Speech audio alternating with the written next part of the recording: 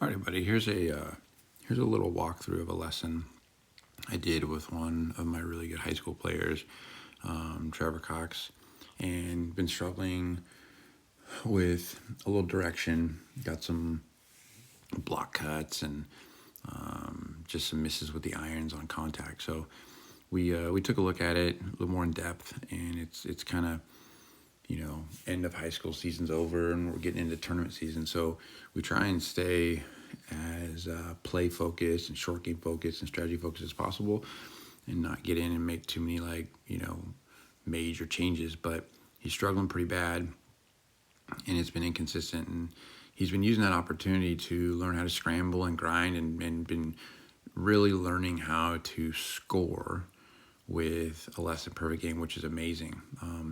But we're going to get in here and really kind of make a change or two to help him out. So on the left,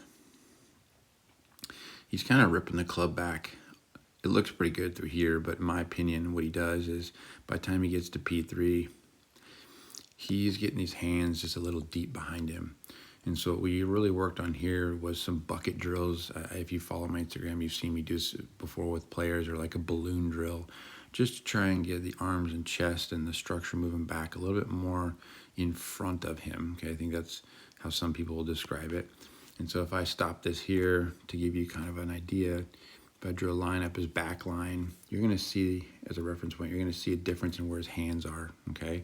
So a little bit more in front of his body in this position here at 3, okay?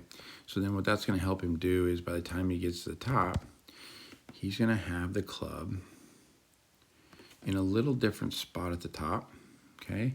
He likes to hit a little fade, just a little squeezer, kind of starts left, falls right, kind of fade.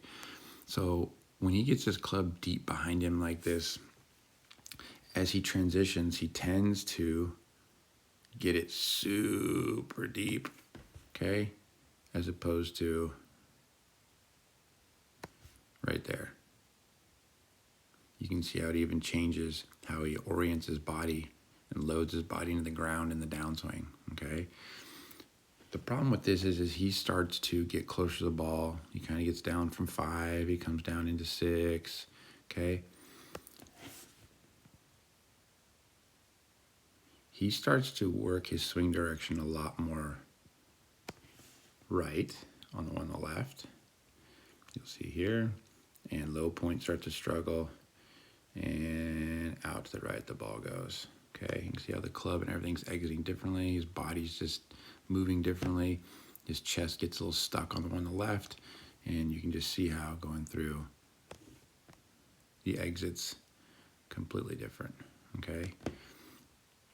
So ball was starting beautifully on the right here, just little, I don't know, 3 to 5 yard fall right cuts, if you will, and back on track. So to keep it simple, what we did is we did some bucket drills just to get the hands in front of the chest with more of the top, okay? And then we put our little dog up with the stick, and we're just gonna kind of work it back down.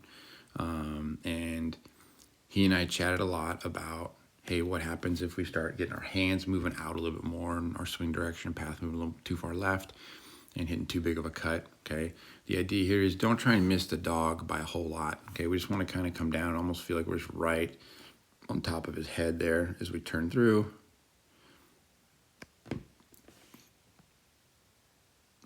You can see everything just looks so much better. Start line contact was awesome. So if you guys have any questions with this, please let me know. Yeah, hopefully that helps. Get a little behind the scenes at one of my lessons, and we'll talk to you all soon, hopefully.